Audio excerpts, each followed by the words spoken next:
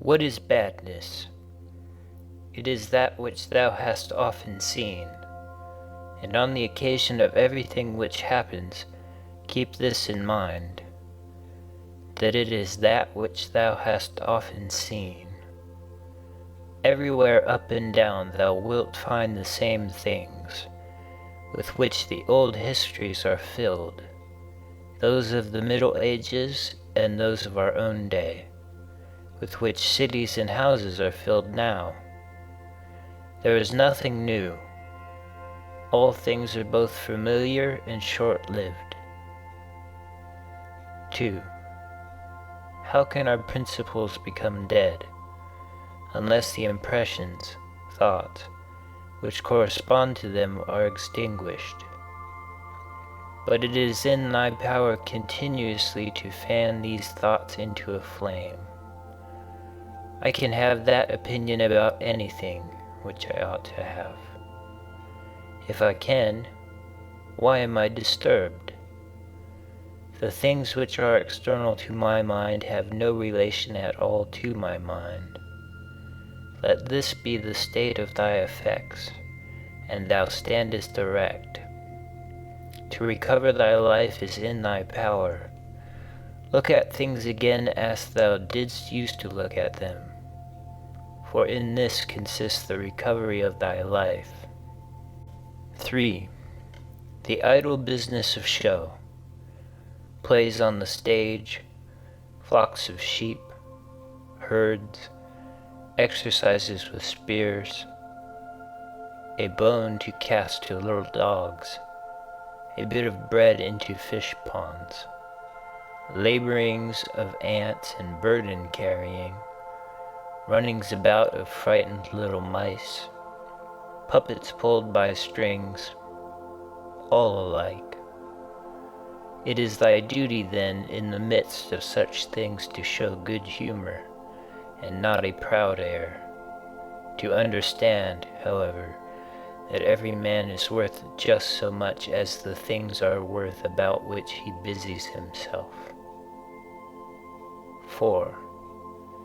In discourse thou must attend to what is said, and in every movement thou must observe what is doing, and in the one thou shouldst see immediately to what end it refers, but in the other watch carefully what is the thing signified. 5. Is my understanding sufficient for this or not? If it is sufficient, I use it for the work as an instrument given by the universal nature.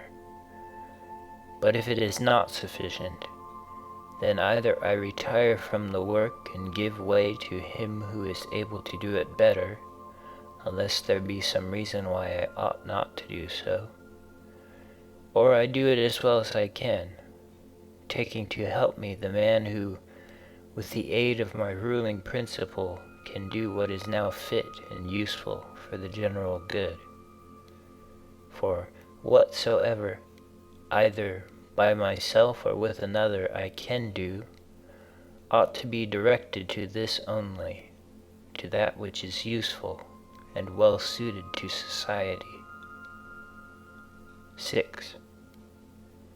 How many, after being celebrated by fame, have been given up to oblivion, and how many, who have celebrated the fame of others, have long been dead? 7. Be not ashamed to be helped, for it is thy business to do thy duty like a soldier in the assault on a town.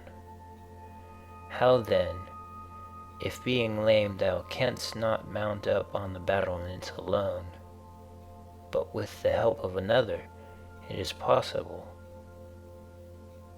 8. Let not future things disturb thee, for thou wilt come to them, if it shall be necessary, having with thee the same reason which now thou usest for present things. 9. All things are implicated with one another, and the bond is holy. and there is hardly anything unconnected with any other thing, for things have been coordinated, and they combine to form the same universe, order. For there is one universe made up of all things, and one God who pervades all things, and one substance, and one law, one common reason in all intelligent animals, and one truth. If indeed there is also one perfection for all animals, which are of the same stock, and participate in the same reason. 10. Everything material soon disappears in the substance of the whole, and everything formal, causal, is very soon taken back into the universal reason, and the memory of everything is very soon overwhelmed in time. 11. To the rational animal, the same act is according to nature and according to reason. 12. Be thou erect, or be made erect. 13.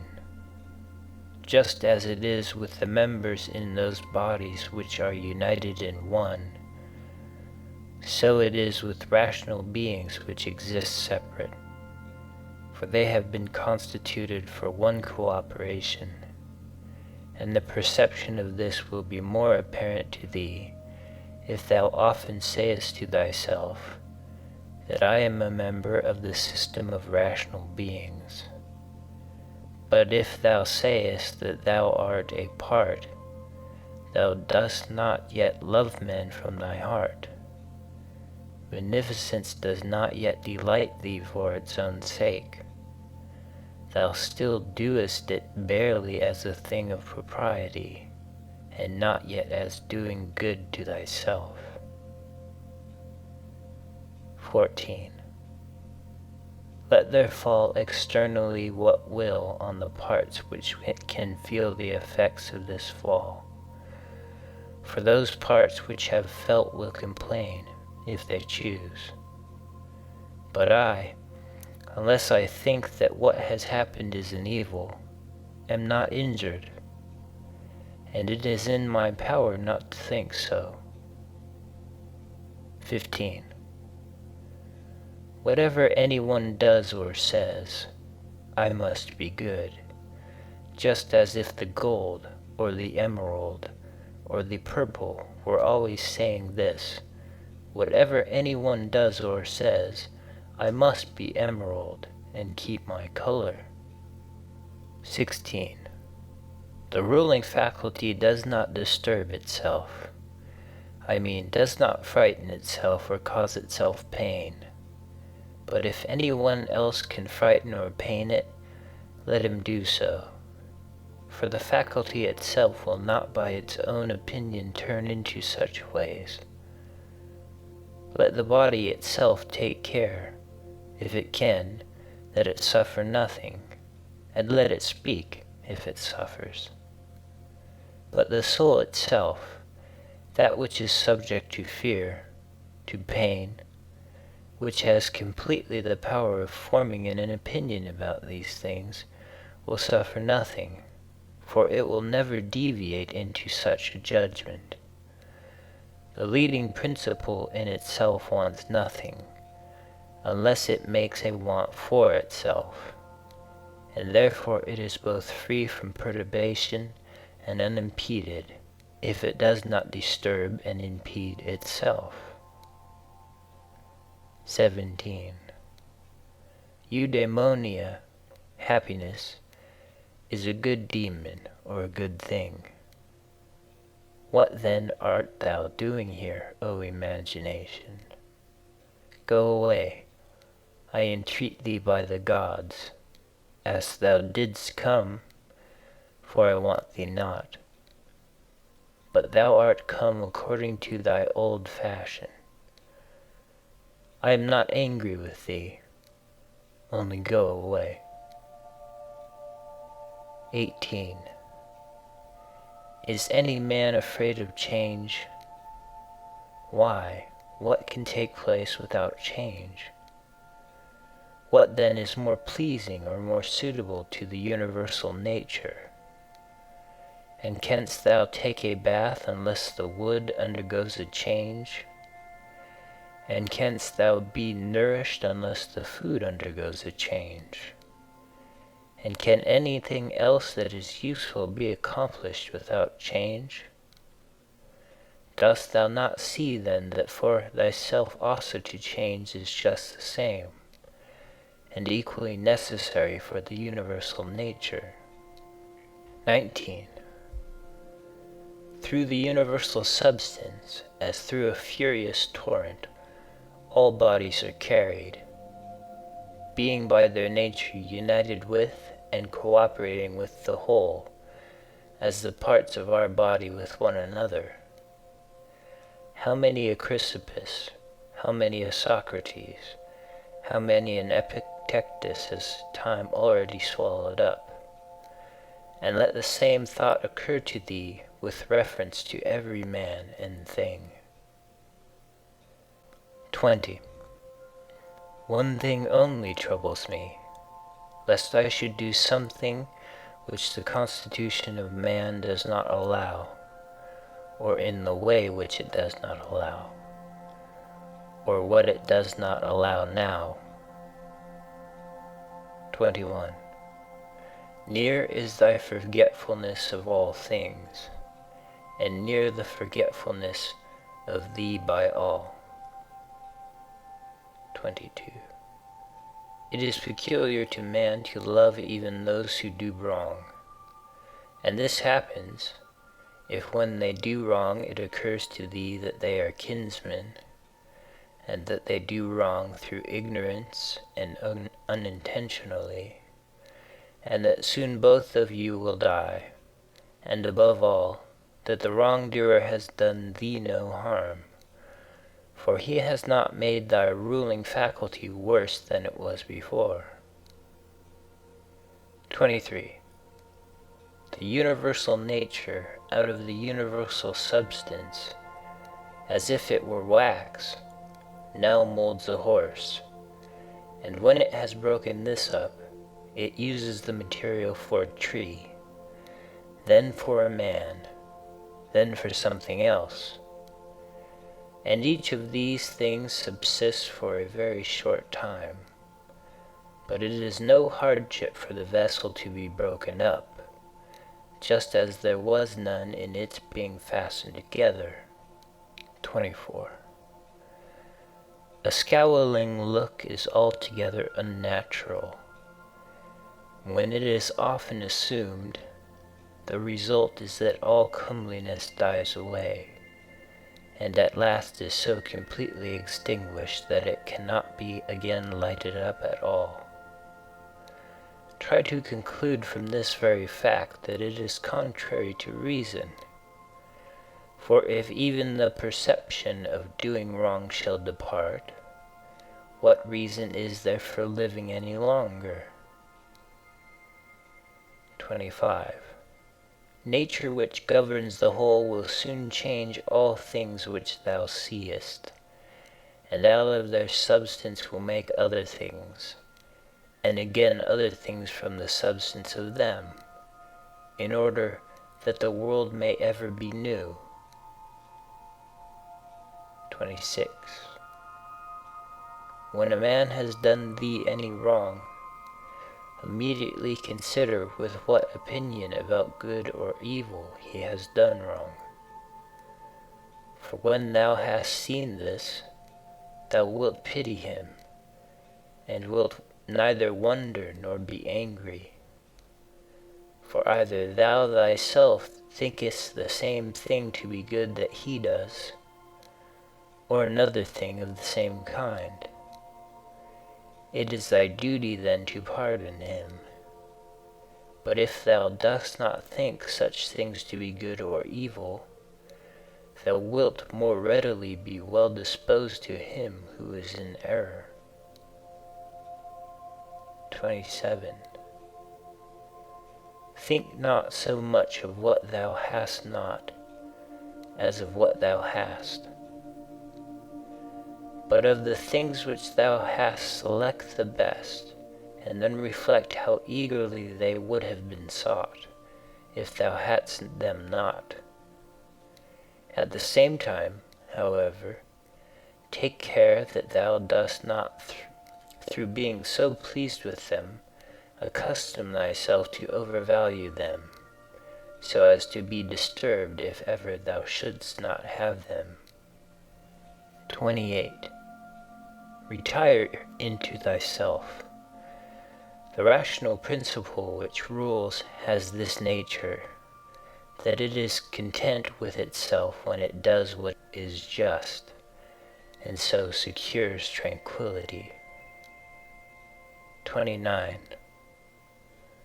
Wipe out the imagination. Stop the pulling of the strings. Confine thyself to the present. Understand well what happens either to thee or to another. Divide and distribute every object into the causal, formal, and the material. Think of thy last hour. Let the wrong which is done by a man stay there where the wrong was done. 30. Direct thy attention to what is said. Let thy understanding enter into the things that are doing, and the things which do them. 31. Adorn thyself with simplicity and modesty, and with indifference toward the things which lie between virtue and vice. Love mankind. Follow God. The poet says that law rules all, and it is enough to remember that law rules all. 32. About death. Whether it is a dispersion or a resolution into atoms or annihilation, it is either extinction or change. 33. About pain. The pain which is intolerable carries us off, but that which lasts a long time is tolerable, and the mind maintains its own tranquility by retiring into itself, and the ruling faculty is not made worse. But the parts which are harmed by pain, let them, if they can, give their opinion about it. 34. About fame. Look at the minds of those who seek fame.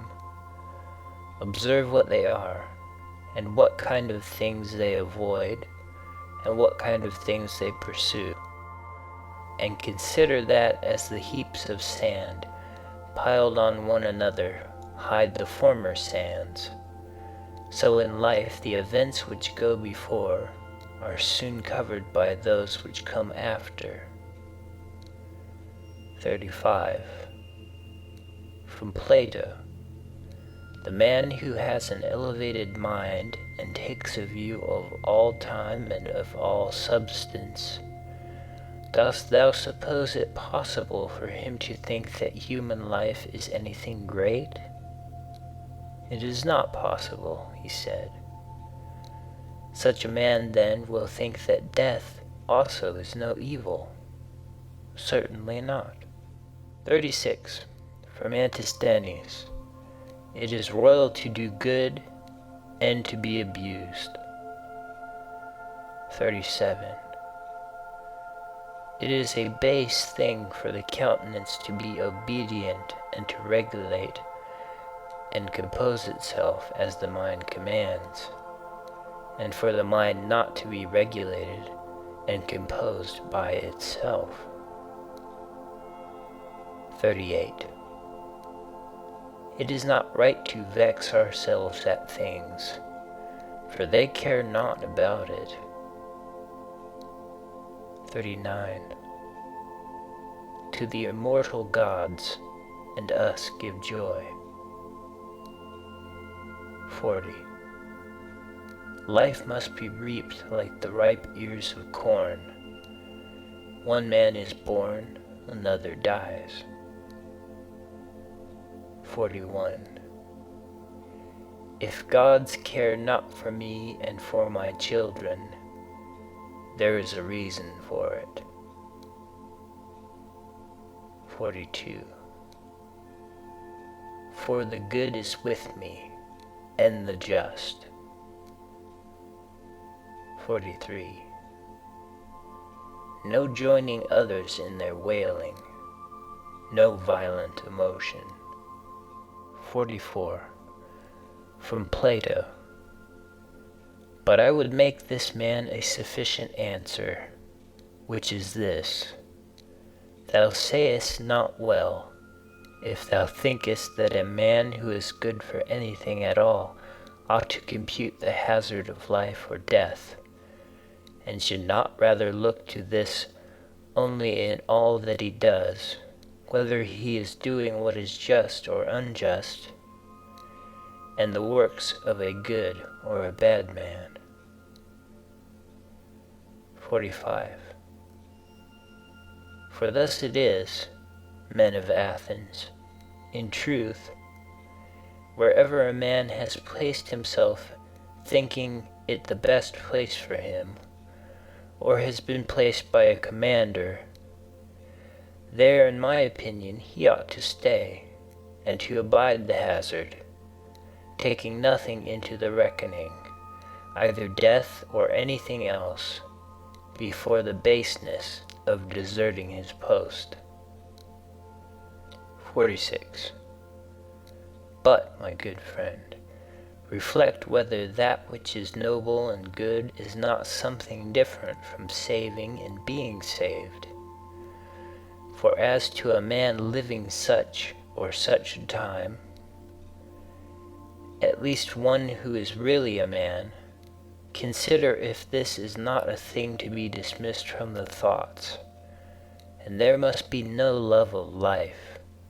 But as to these matters, a man must entrust them to the deity, and believe what the women say, that no man can escape his destiny, the next inquiry being how he may best live the time that he has to live. 47. Look round at the courses of the stars, as if thou wert going along with them, and constantly consider the changes of the elements into one another, for such thoughts purge away the filth of the terrene life. 48.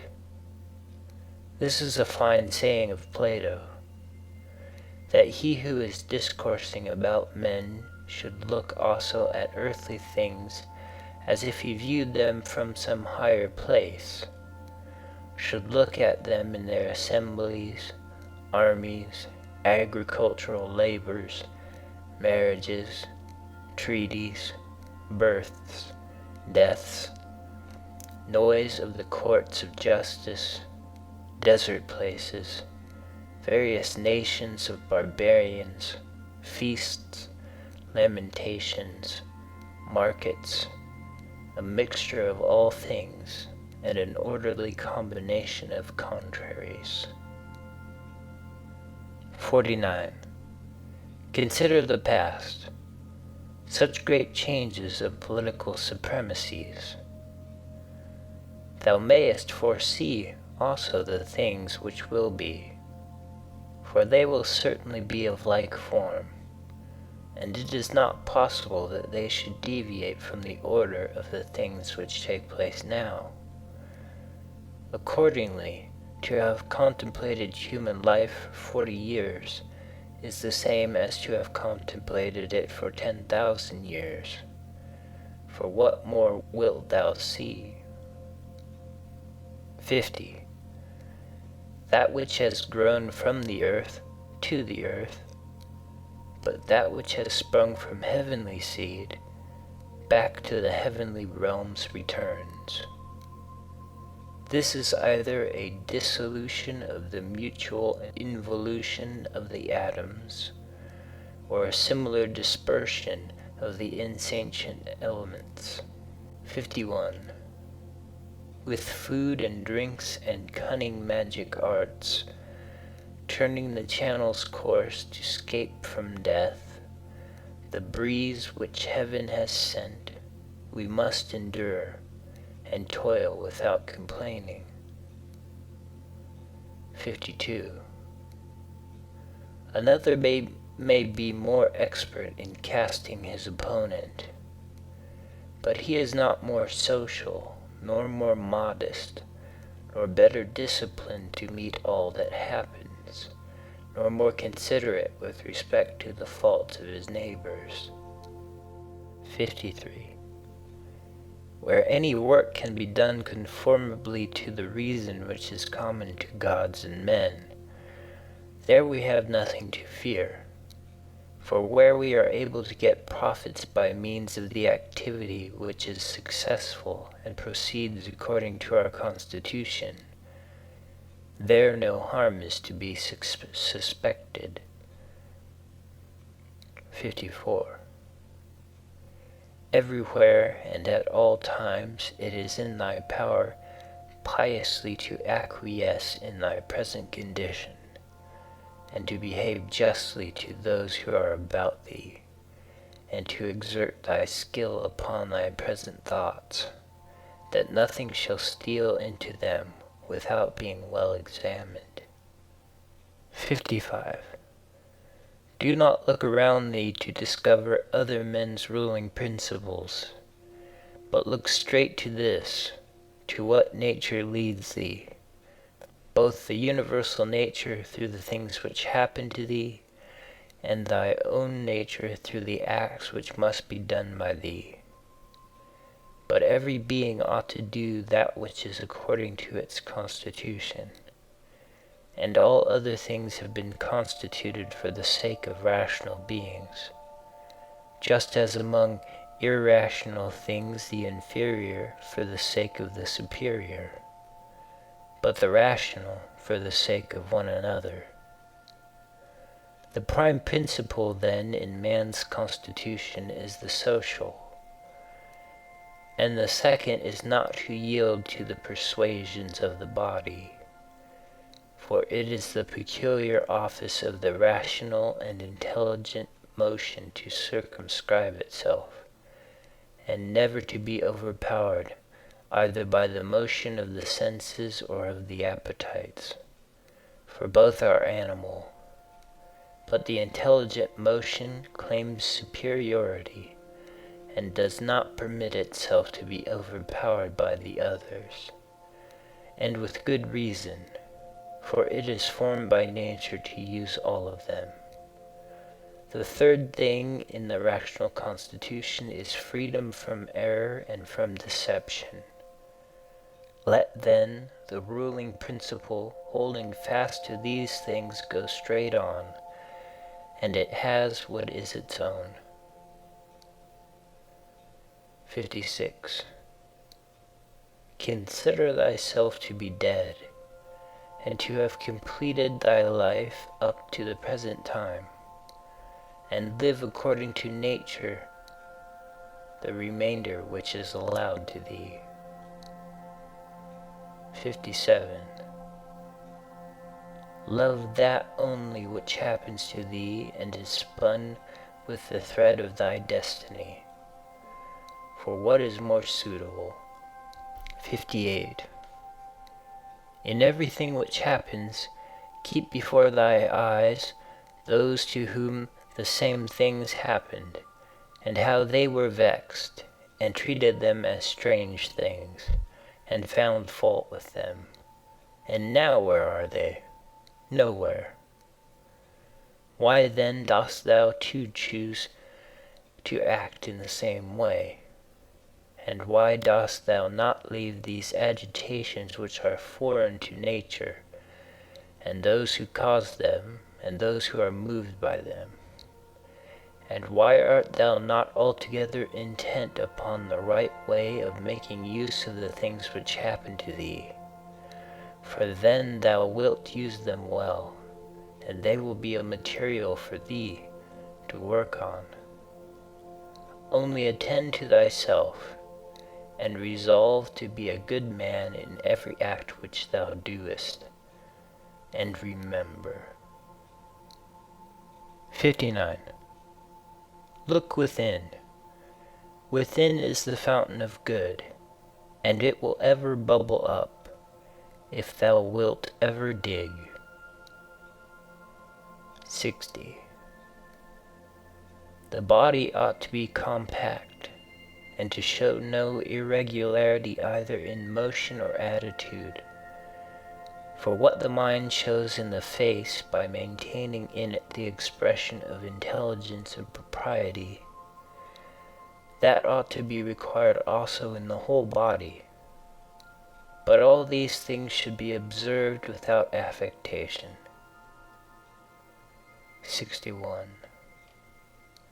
The art of life is more like the wrestler's art than the dancer's, in respect of this, that it should stand ready and firm to meet onsets which are sudden and unexpected. 62. Constantly observe who those are whose approbation thou wishest to have, and what ruling principles they possess.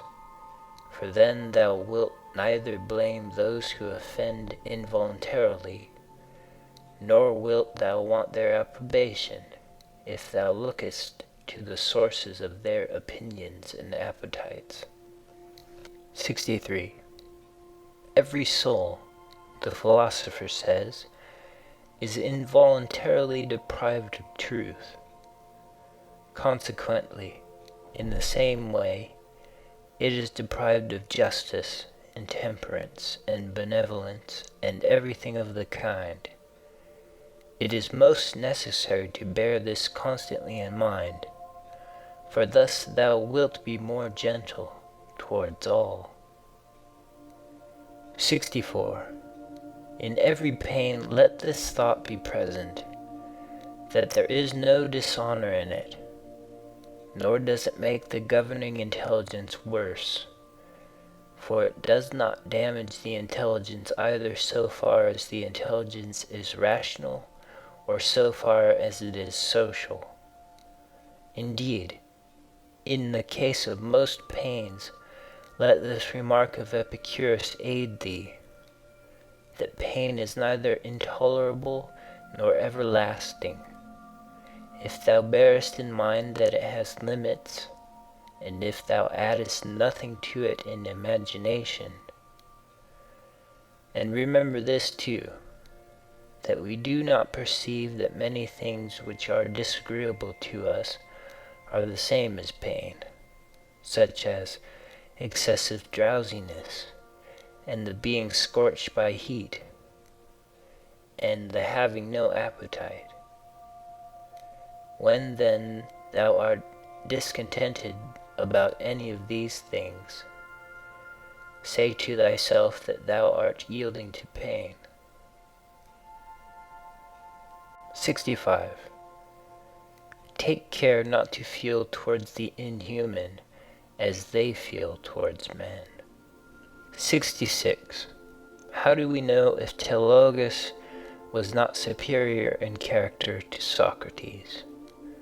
For it is not enough that Socrates dies a more noble death, and disputed more skillfully with the sophists, and passed the night in the cold with more endurance, and that when he was bid to arrest Leon of Salamis, he considered it more noble to refuse, and that he walked in a swaggering way in the streets, though as to this fact one may have great doubts if it was true.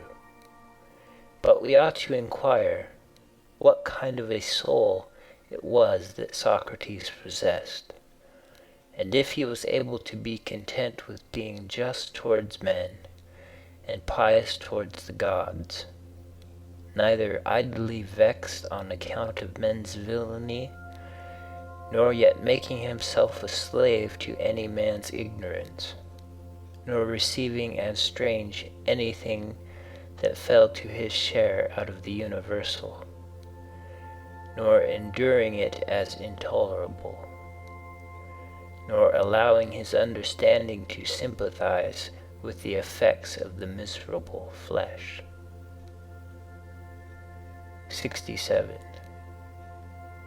Nature has not so mingled the intelligence with the composition of the body, as not to have allowed thee the power of circumscribing thyself, and of bringing under subjection to thyself all that is thy own.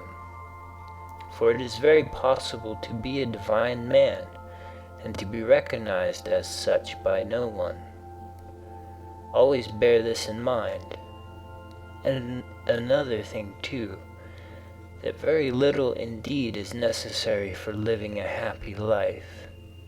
And because thou hast despaired of becoming a dialectician and skilled in the knowledge of nature, do not for this reason renounce the hope of being both free and modest, and social and obedient to God.